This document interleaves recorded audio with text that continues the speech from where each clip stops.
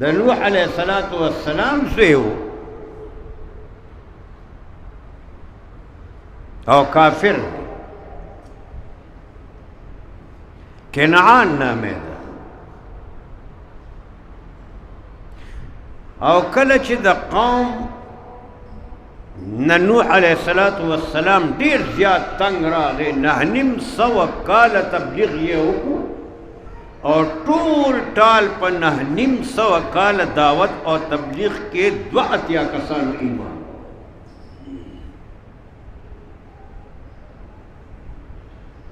جناب نوح علیہ الصلوۃ والسلام دل برداشت شلو ډیر زیات غمجن شلو د دې د ایمان نه نا امید شو اللہ رب العزت نوح علیہ الصلوۃ والسلام سوال کئی یا اللہ 9.5 کال کے ما چ څومره محنت وکړلو ما د دعوت او تبلیغ کار وکړلو د قوم باندې اثر ونشلو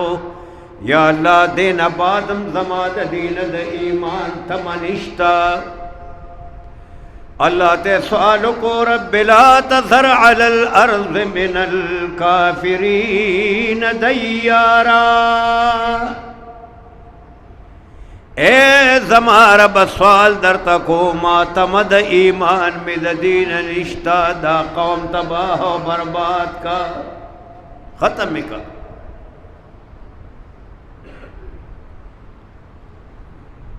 اللہ دا قوم تباہ کی نوح علیہ السلام ته وی ته کشته جوړه کو په کشته کې ځان سره چې کله طوفان راشي تخپل مرګري کېناست طوفان شروع شو اولاد ګران وی مور او پلار ته ګران وی نوح علیہ السلام چوکته چې طوفان راغی او کنعان زما کشته کې نه ناستو د نجات ذریعہ سوا د دې کشته نه بل نشتا نو کنعان ته نوح علیہ الصلوۃ والسلام آواز کو یا بنی ارکم معنا اے بچی را زما سره کشته کې کېنا کشته کې چې طوفان نه بچي کنعان نوح علیہ الصلوۃ والسلام توئی سآوی الى جبل یاسمنی من الماء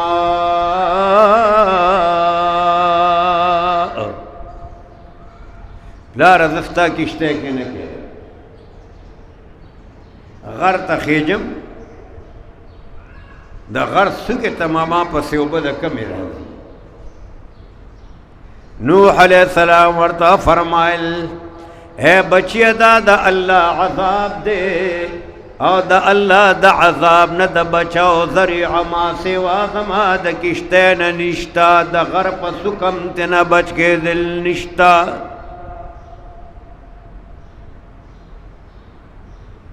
نوح علیہ السلام خفا ہو دے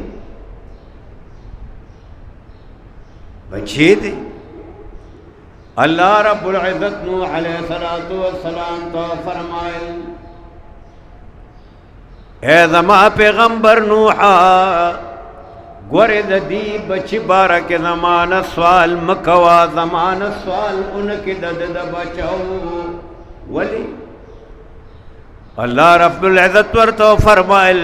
انہو عمل غیر صالح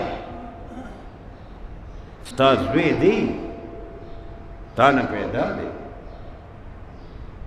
لیکن اغا زوی سنگا زوی شو چه اغا دا پلار پا نقش قدم باندی ندی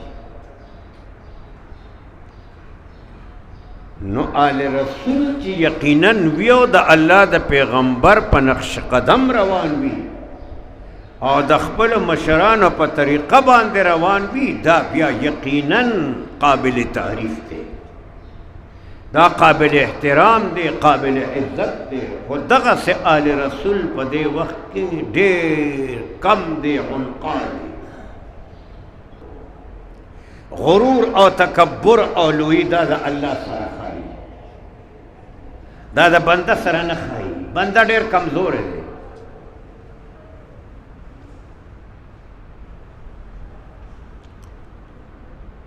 یو بزرګ دی، هغه واقعه بیانوي چې زه یوه ورځ روان وم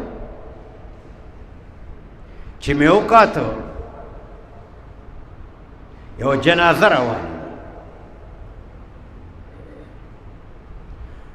او جنازې سره ګڼ کسان نشته، 3 نارینه دي، یو زنانه ده. او د کټ یو طرف 3 نارینه نیولې دي او یو طرف د زنانه نیولې دي.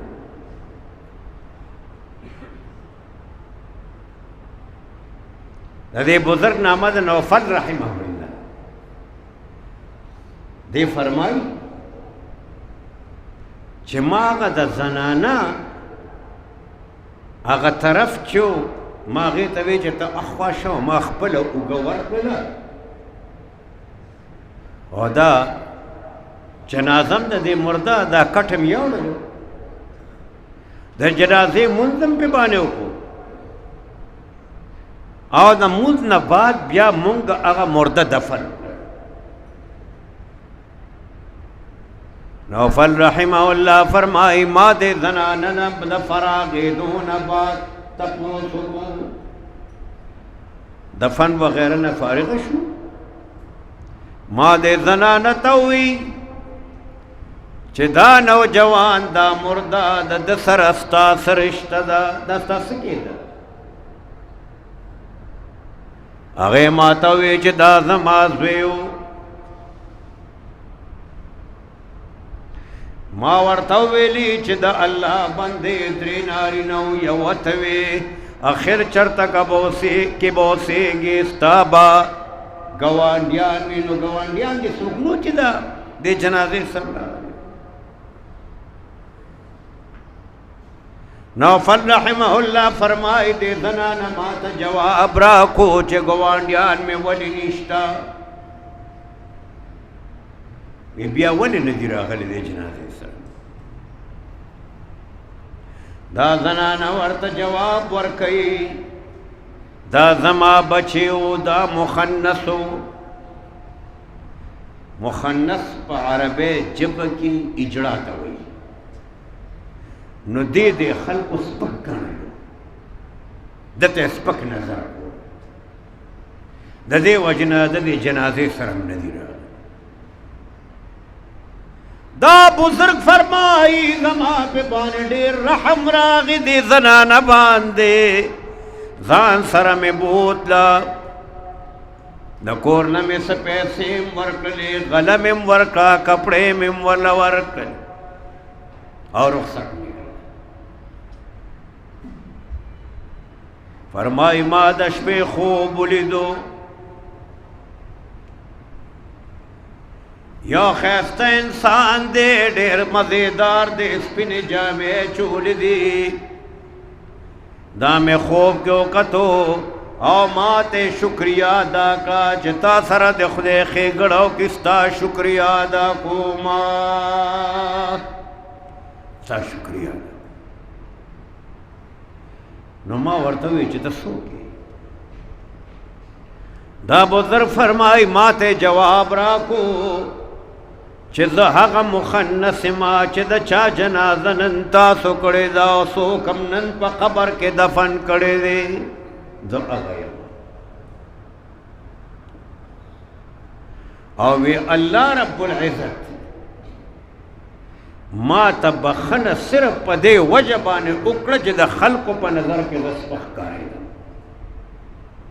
الله د هغې په صله کې ما ته